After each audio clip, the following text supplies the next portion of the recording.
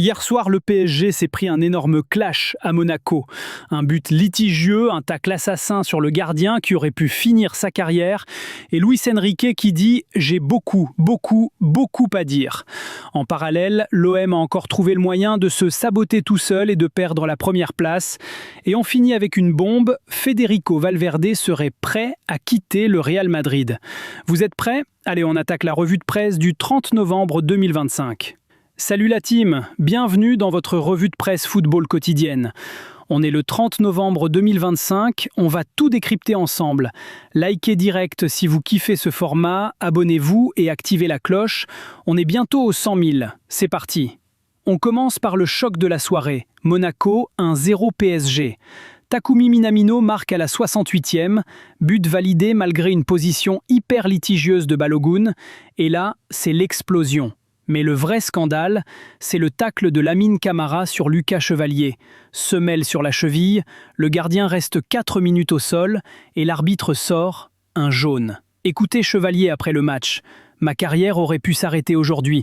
J'ai eu énormément de chance. » Luis Enrique, vous le connaissez, il pète un câble en conf. « J'ai beaucoup à dire, mais je vais laisser lire entre les lignes. » Traduction, il est à 2 doigts de l'amende LFP. Résultat, Monaco met fin à 4 matchs sans victoire, se relance totalement et revient à 4 points du podium.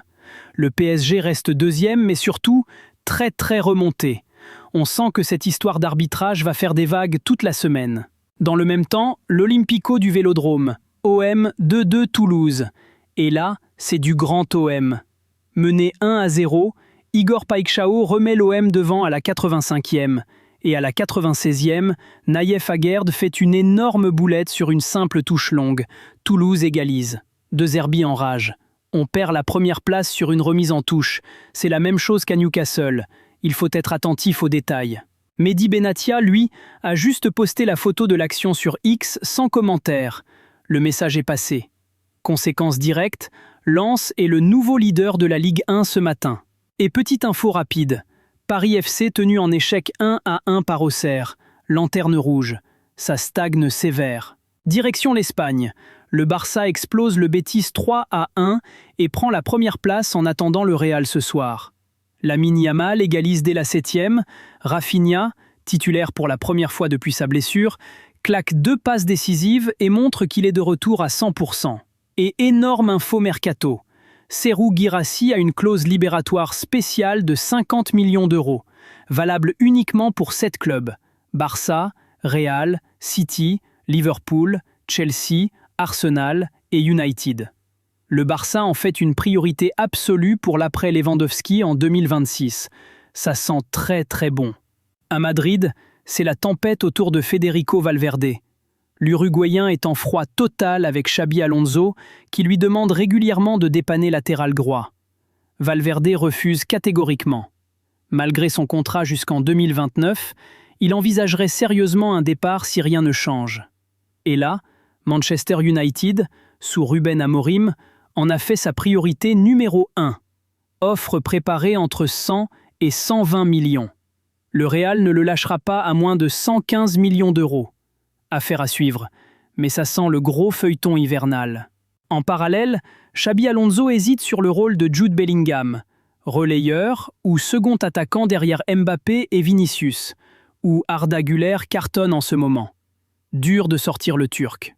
En Première Ligue, Manchester City s'est fait peur contre Leeds, mais arrache la victoire 3-2 grâce à un doublé de Phil Foden, dont un but à la 90+4. Les Citizens restent vivants dans la course au titre. Avant Arsenal-Chelsea cet après-midi, Gabriel Martinelli a rendu un bel hommage à Estevao. Au Brésil, tout le monde l'aime, mais j'espère qu'il ne sera pas trop en forme aujourd'hui. Clin d'œil sympa. Et à Everton, Iliman Ndiaye continue d'exploser. 4 buts et une passe D en 12 matchs. City, Tottenham et Liverpool sont déjà venus au renseignement. En Serie A, l'AC Milan bat la Lazio 1-0 grâce à Raphaël Leao et reprend la tête provisoirement. Mike Maignan enchaîne un 7e clean sheet en 12 matchs, monstrueux. La Juve gagne 2-1 contre Cagliari avec un doublé de Kenan Yildiz. Mais mauvaise nouvelle, Vlahovic blessé, absent plusieurs semaines. Voilà les amis, C'était votre revue de presse du 30 novembre 2025. Dites-moi en commentaire. 1. Est-ce que le tacle sur Chevalier méritait rouge? 2. Valverde au départ du Real? Vous y croyez? 3. Quel est votre flop et votre top du week-end? Si la vidéo vous a plu, défoncez la barre de like, abonnez-vous et activez la cloche pour ne rien rater. On sort une revue de presse tous les jours à 8 heures. Et si vous voulez qu'on fasse une vidéo dédiée au scandale arbitral du PSG Monaco, mettez 3000 likes, je la tourne dès demain. On se retrouve très vite, portez-vous bien. Ciao la team.